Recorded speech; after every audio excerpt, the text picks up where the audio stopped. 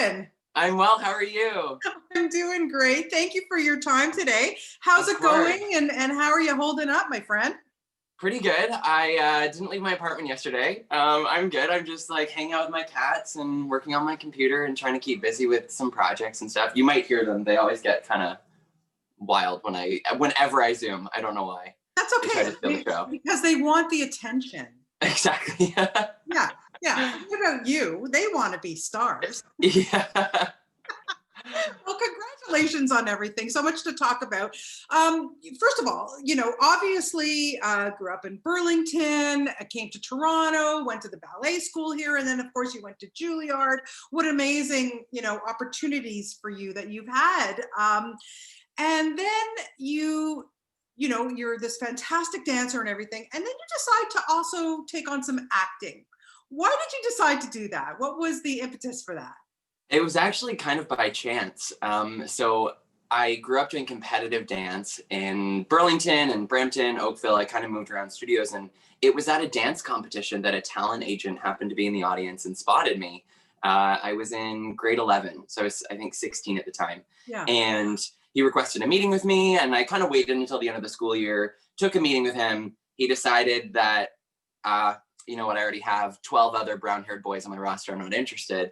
And I was like, please, I would love to give it a shot. In my head, thinking that I could maybe book some commercials to help pay for university. I wanted to go into sciences. Sure. I wasn't really thinking of pursuing the arts at all. And then he was like, you know what? Okay, there's an open call audition next week. I'll send you to that. See how you do. I'm friends with the casting director. I'll get some feedback. And I went to it, and I happened to book a lead character on a Disney show. So it just kind of then snowballed from there. He signed me. I booked a few other small things, and then I was really lucky. My summer job while at university, I would be at Juilliard in New York and fly home to Toronto every summer and film another season of this TV show. Amazing. Oh, yeah. Oh, fantastic. And then, now, of course, we get to see you on this amazing Netflix show, Tiny Pretty Things. This show is off the charts. It's really something I've never seen before because it's got such a mix of everything in it. Mm-hmm. When you were offered this, what was your initial reaction to even the premise of the show? I remember hearing about the project and just sort of like the log line that it was based on a series of books, and that they took place in the books. They take place in SAB, the School of American Ballet, which is the feeder school for New York City Ballet. Right. And SAB shares a dorm building with Juilliard. So I was friends with all of those guys, and we share a cafeteria. I've been in those dorm rooms. It just felt so almost not autobiographical, but I felt like I had such a close experience to the story of the show. Yeah, relatable. That it was like a dream role. Yeah. Amazing. And then and then you get in the role of Shane, who he's become quite a favorite on the show. Have you noticed that? Yeah, people seem to really connect with Shane, which means so much to me. I think he's someone that everyone can kind of see themselves in. He just wants to be loved, and he's a good friend, and those are such likable things. And so how did you relate to him? Pretty much the same? Yeah, pretty much the same. I've felt that. I've wanted to be loved and accepted by my friends, and I always try to show up for people as I hope that they would for me. And his backstory is that he grew up being bullied for being a male dancer, and that was true for me as well. So even though in a lot of ways Shane is different than I am, yeah, I feel like I relate to him so closely. Yeah, we feel that, I think, when we watch you perform on this show, because it feels very real. To me, it does anyway. Thank you. You're welcome. So let's talk about the preparation for this, because there's so much. Not only are you, an actor, but there's so much dance, and it's not easy stuff. You're not just going up there and a few pirouettes and my ballet knowledge.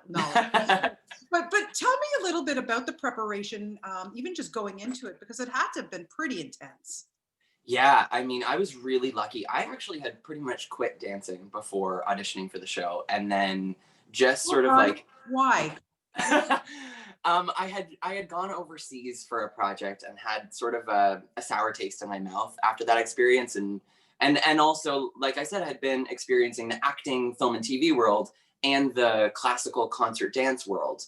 And I just realized I was always so much happier on a film and TV set than I was in another setting. Yeah. And that particular experience kind of left a, like I said, sour taste in my mouth. So I had stopped dancing, was really pouring myself into acting, focusing on that.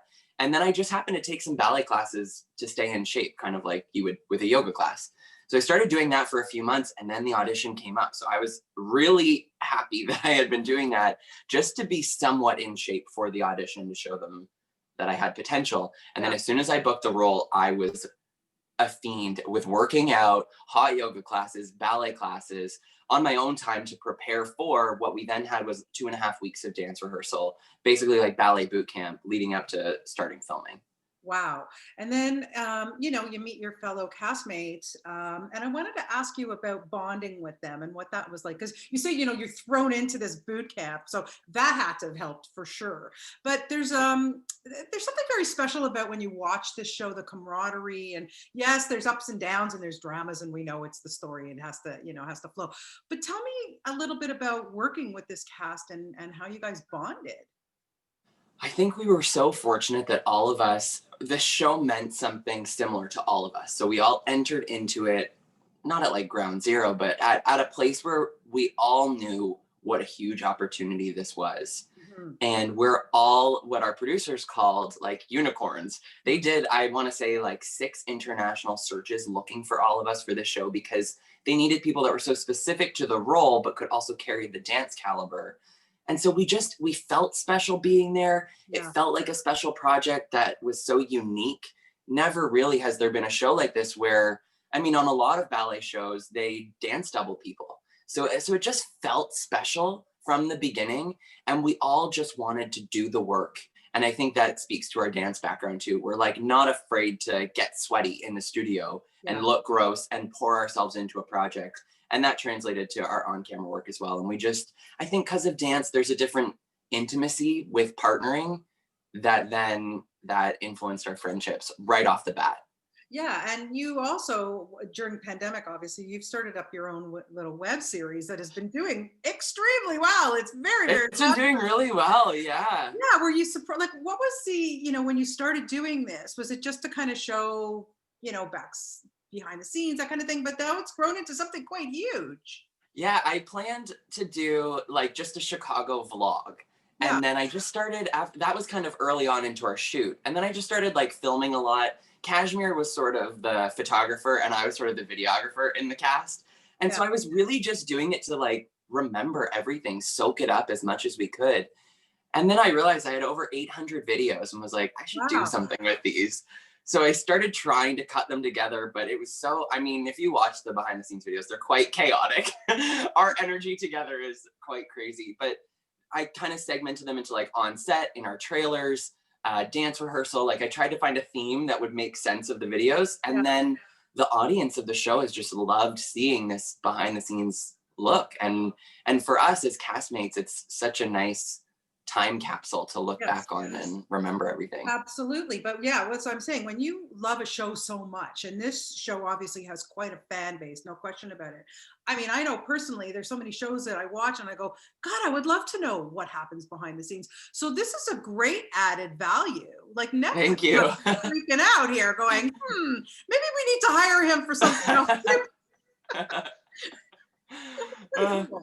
Yeah, thank you. I don't know. I have quite a itch for producing as well. I optioned a book, and so I'm just about to be emailing with Netflix to maybe take it to them and see developing it into a series. I really like the behind the camera stuff as well. I don't know. I like learning about new things with film and TV and not just being the performer in front of camera. So. No, that's really, really cool. Well, good on you. Congratulations. Down the road, if you need an executive producer or something, just give me a call, whatever. Okay, absolutely. We work together. And I don't live far from you, so I'm all good. I have to ask you too, because obviously the show was shot in and around Toronto. And a lot of the scenes are shot in Mississauga on the Performing Living Arts Center stage. Art Center, which is a great building. I haven't been there in so many years because obviously we're stuck in our homes. I know. But how cool was that for you to perform on that stage? Because didn't you do like dance competitions and things like that there too?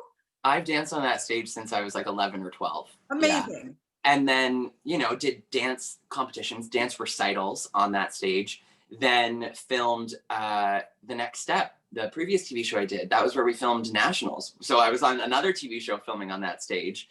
And then again with Tiny Pretty Things was there. It's just, I mean, and now I've adjudicated dance competitions at that auditorium. Like it was such a full circle moment. And my parents came and watched when we were filming there because that's only like 15 minutes from our house, you know? So yeah, it was really cool filming You've there. got to be extremely proud of you, Brennan, I would think. How supportive has your family been in your journey here?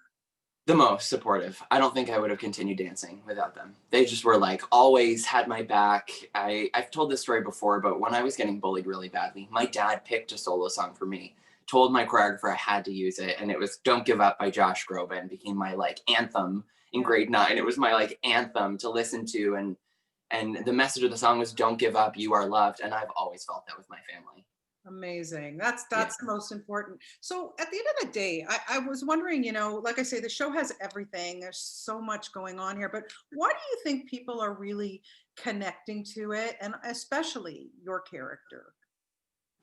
I think having an ensemble cast in this way, we're able to represent so many people in the world and so many stories or qualities of people. And or I hope that that's why people love the show, is because they can see themselves represented in these characters. And that was something that was so important for me. Starting this role was I needed a character like this on TV when I was younger. And I think Shane is the most authentically himself out of all of the characters. He's confident and proud of who he is and wears his heart on his sleeve. And I think that's why he connects so strongly with viewers. Yeah, it's amazing. And it's a great cast too. Is there anybody who you've become like extremely close with, even offset from the show? Everyone. Yeah, we've had a cast group chat that's just not stopped. I mean, and with the pandemic as well, our show's been delayed a little. It was supposed to come out a lot earlier. And, you know, so we've been in each other's lives for close to 2 years now, and our group chat has never stopped. But Kashmir and Danny, luckily before COVID, Cash and I flew over to London to visit Danny, who plays June on the show. And we spent a week together exploring London. And that was when all of the COVID lockdowns and shutdowns were first happening last spring. And so Cash and I were like, are we gonna be able to fly back to North America? But we got to soak up that time together right before being apart for so many months, which I'm so glad we did. That's amazing. Well, listen, congratulations to you on everything. And will we see a season 2? Has it been confirmed? I hope so. Okay. I mean, fingers crossed. We're waiting to hear as well. Keep watching and rewatching the show. Yeah, I hope so. I would love to be back with everyone again. Well, people are watching, that is for sure. But it's been my pleasure to have the opportunity to talk to you, and you know, best of luck with everything. And yeah, let's keep our fingers crossed for season 2. It's a really great show, and you are really good in it. Thank you so much, Bonnie. Thanks for chatting with me today as well. This was so fun. You're so welcome. Have a good day, and say hi to your cats for me. I will. Have a good day. Bye. Okay, Brennan, take care. Bye. Bye.